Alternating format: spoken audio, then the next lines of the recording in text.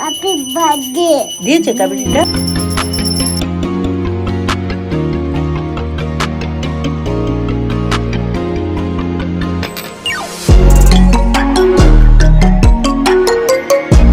Thank you. নিজের রান্না নিজেই। শুভ জন্মাষ্টমীর অনেক শুভেচ্ছা জানিয়ে আজকের ব্লগটা আমি এখান থেকে স্টার্ট করছি। অনুরোধ রইল শেষ অবধি দেখার। প্রায় এখন সকাল 10:15 মতো বাজে। এটা আমার জ্যাঠতো বৌদির ঘরে গোপাল পুজো হচ্ছে, সাথে বাবা লোকনাথকেও বসিয়েছে। আর ঠাকুরমশাই চলে এসছে, পাবলোকে স্নান টান করিয়ে ঠাকুরমশাই পুজোর জোগাড় করছে। ততক্ষণে আমি পাবলোকে নিয়ে এসেছি, গোপাল দাদাকে এখানে বসিয়েছি। হালতু থেকে নিয়ে এসেছি। এই ছোটো গোপালটা আমার আর বড় গোপালটা মায়ের। পাবলো এখানে চকলেট দিচ্ছে গোপাল দাদা। বলো হ্যাপি বার্থডে গোপাল দাদা, বলো। হ্যাপি বার্থডে দিয়েছে কাবিনটা। দাও, আর এই ঠাকুরকে একটা দাও। এই গোপাল দাদাকে দাও, বলে হ্যাপি বার্থডে বলো। হ্যাপি বার্থডে বলো। গোপাল দাদা বলো। লাস্ট শনিবার আমি ফ্ল্যাটে গেছিলাম আমার গোপালকে নিয়ে আসার জন্য। আমি যখন ব্যাগে করে নিয়ে আসছিলাম বাসে করে, আর মনে মনে গোপালকে বলছিলাম, তুমি কিন্তু রাগ করো না তোমাকে এইভাবে নিয়ে যাচ্ছি বলে, কারণ আমি পাবলোকেও যেরকমভাবে দেখি তোমাকেও আমি সেরকমভাবে দেখি। এখানে আরেকটা কৃষ্ণ ঠাকুর আছে, মায়ের ঠাকুর ঘরেই ছিল, তাকেও নতুন জামা পরানো হয়েছে। আর গোপালকে এই যে আমি পাগড়ি আর জামা কিনে দিয়েছি। আর এখানে মা ফুলের সাজটা মা কিনে এনেছে। বলতে বলতে এখানে ঠাকুরমশাই অলরেডি পুজো শুরু করে দিয়েছে। আর এই সমস্ত আয়োজন সমস্ত কিছু আমার বৌদি সব একা একা করেছে। অনেক কিছু আয়োজন করেছে। পুজোটা হয়ে যাক, তোমাদেরকে তারপর ঘুরিয়ে ঘুরিয়ে দেখাবো। আমাদের অঞ্জলি দেওয়া কমপ্লিট হয়ে গেছে, এখন শীষ নেওয়া হচ্ছে। আর এখানে সবাই আমরা বসে আছি। যেহেতু ঘরে অনেকটা জায়গা জুড়ে ঠাকুরের জিনিসপত্র রাখা, তাই জন্য জেঠি ঘরের বাইরেটাই বসেছে। আর সবার এখানে শীষ নেওয়া হয়ে গেছে। এবার শান্তির জল দিয়ে পুজো এখানে শেষ হবে। তারপর তোমাদেরকে গোপালের সাজটা পুরোটাই ঘুরে দেখাচ্ছি।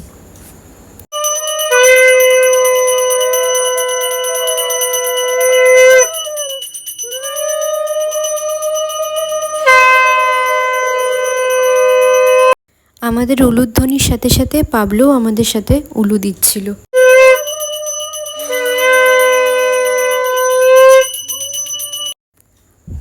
পুজো শেষ হয়ে গেছে। এই যে এবার দেখো গোপালকে কি সুন্দর সাজিয়েছে, কত ধরনের মিষ্টি দিয়েছে। আর তারপর মালপোয়া, নারকোল নাড়ু, তালের বড়া, খিচুড়ি, আরও নানান রকম পদ আছে। সমস্ত কিছুই বৌদি নিজের হাতেই করেছে।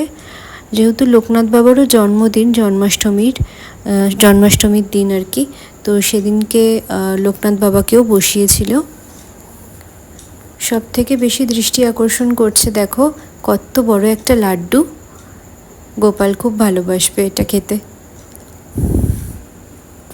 এবার যাই গিয়ে আমি আমার গোপালকে একটু পুজো। আমরা সোমবার দিনকে জন্মাষ্টমী পালন করেছিলাম, আর মঙ্গলবার দিনকে বাবা লোকনাথকে বসিয়েছিলাম। আর আমার শাশুড়ি মা মঙ্গলবার দিনকে মঠের নিয়ম অনুযায়ী জন্মাষ্টমী পালন করেছিল আর কি, গোপাল পুজো করেছিল। আর এখানে দেখো গোপালকে এই যে দিয়েছি খেতে তিলের নাড়ু, নারকোল নাড়ু, তারপরে মুড়ির মোয়া, তালের বড়া, অমৃতি, দরবেশ, মাখন মিশ্রি, মালপোয়া সব কিছু দেওয়া হয়েছে। তো সেই ছবিগুলো তোমাদেরকে একটু দেখাচ্ছি। শ্বশুরমশাই আমার ওই ছবিটা পাঠিয়েছিল, যে গোপালকে সাজ পাঠিয়েছিলাম, তো সেটা একটু দেখে নিও ভিডিও। এবার প্রসাদ খাওয়ার পালা। মাকে বলেছিলাম সবই দেবে, কিন্তু খুবই অল্প অল্প করে। কোনটা খাবে? তালের বড়া খাবে? বাহ, খাও। গোপালের ফেভারিট তালের বড়া।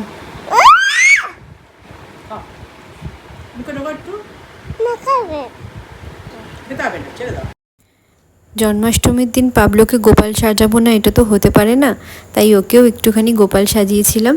আর ও গিয়ে হুজ্জুতি শুরু করেছে বৌদিদের রান্নাঘরে। Thank you. নিজে রান্না নিজেই করবি? ওয়েলকাম করো। বলো বলো বলো। পাচিনা লেগেছে, ওই যে ওই ভিডিওটা দেখেছে। পাচিনা লেগেছে। এটা মঙ্গলবার দিনকে মা সেই বাবা লোকনাথকে বসিয়েছিল তার ছবি।